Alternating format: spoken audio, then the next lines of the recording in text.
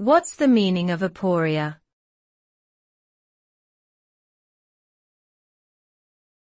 Aporia.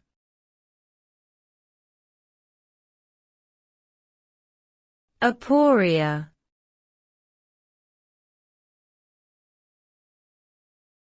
Aporia.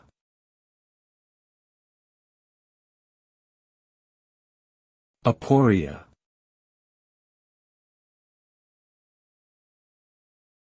Aporia is a philosophical term that refers to a state of indecision or puzzlement in which a person is uncertain about what to believe or how to proceed. It signifies an impasse of thought, a point of uncertainty or confusion. A person experiencing aporia may feel stuck and unable to take action due to the conflicting or contradictory ideas they hold.